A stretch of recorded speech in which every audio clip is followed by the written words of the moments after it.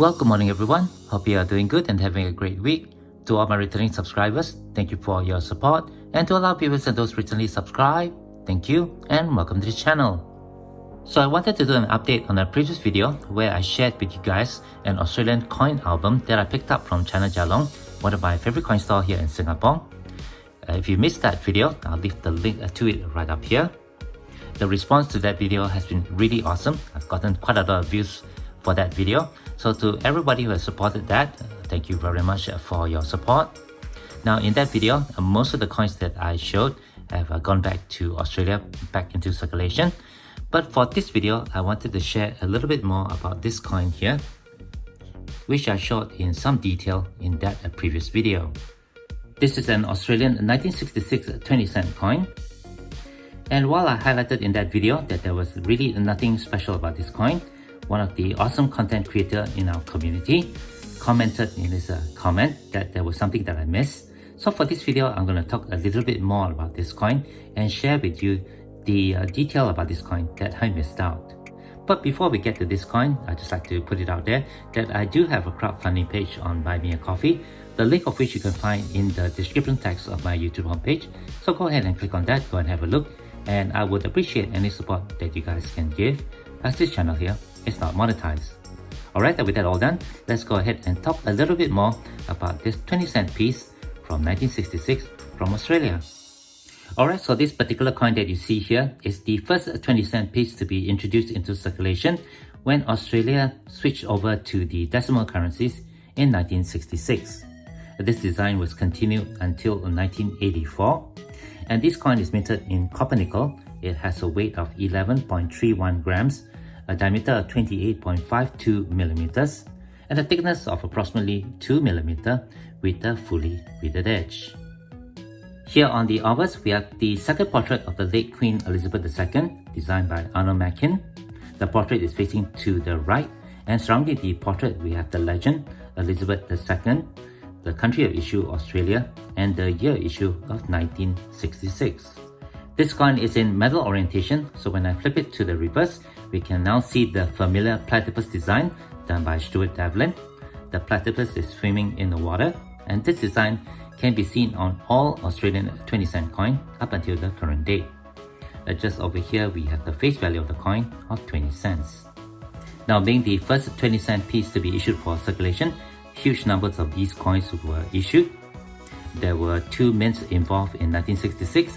We have the Royal Australian Mint of Canberra, as well as the Royal Mint of London in the United Kingdom. I estimate there were around 60 million of these coins issued in total. There were coins issued for circulation, as well as small numbers of coins minted in proof, as well as brilliant uncirculated issued in sets. As highlighted in my previous video, there's an interesting variety known to exist for coins issued in 1966, and this variety is known as the Wavy. Now these coins were minted by the Royal Mint of London, and the variety has to do with the face value of the coin seen over here. I don't actually have that coin with me. Those coins are actually quite valuable, but I can put up a picture of that right on your screen right now. As you can see on the image, this variety or error can be seen on the horizontal line of the number 2. If you look at that line, you will see a wave or a lump, and it's believed that this variety, which is also known as the Wavy, is caused by one of the mint used at the Royal Mint of London when they were producing these coins. No mintage numbers exist for this known variety, although it's believed to be quite rare, and coins in good grades can sell for a few $100s, while graded coins can sell for a few thousand. Unfortunately, this is not the Wavy. However, CoinCudsCollect, an awesome content creator from Australia, pointed out that this coin is known as the Wave Gap variety coin, and I'll talk a little bit more about that when we cut to the next screen. Okay, I zoom in closer to the coin so we can have a good look at the reverse. This variety is something that I'm not familiar with, so I'd like to thank CCC for pointing that out. Now the Wave Gap variety has to do with the wave that's over here, right next to the platypus head. For this variety known as the Wave Gap, there's a gap that exists between the end of the wave and the top of the platypus head. As you can see over here, the end of the wave is not touching the top of the platypus head.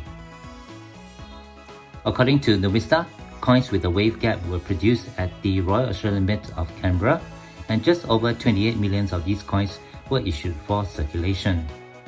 Just for comparison, here's another 1966 20-cent piece, and if we look at the reverse of this particular coin, you can see that the end of the wave right here touches the top of the platypus head. So this is the no wave gap, and by looking at this coin, collector can tell that this coin was minted at the Royal Mint of London, and there were exactly 30 million of these coins introduced for circulation. Here's a close look at both coins side by side.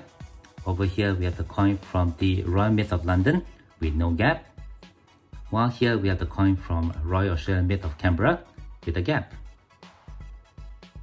With about 30 million of each variety known to exist in circulation, this variety is fairly common, nothing too special about them, and I believe they don't have any numismatic value. I'd just like to point out that while doing my research on this variety, I came across several listings on eBay where sellers were trying to pass these off as scarce or rare varieties. Please don't fall for that. I believe you can find these coins, both these varieties, pretty much in circulation in Australia. In spite of that, I'd like to thank CoinCudsCollect for pointing that out in this comment. Always awesome to learn something new. So let me just do a quick shout out for him. CCC joined YouTube on August 6, 2021. It's quite a new channel, but he has now over 600 subscribers and 600 videos in his channel, mainly dealing with coin noodling or coin hunts in Australia. So if you are not yet familiar with CoinCudsCollect, go ahead and check out this channel. I'll leave the link to his channel in the description text below. So go ahead and click on that, go and watch his many awesome videos and show your support by subscribing. And with that, I guess that will do it for this video. Thank you very much for watching. If you do have any questions or comments, please leave them below. Otherwise, don't forget to leave me a like if you have enjoyed this content, and be sure to hit that share and subscribe buttons down here if you have not done so. As always, from everybody over here, you all please take care, be safe, and have a nice day.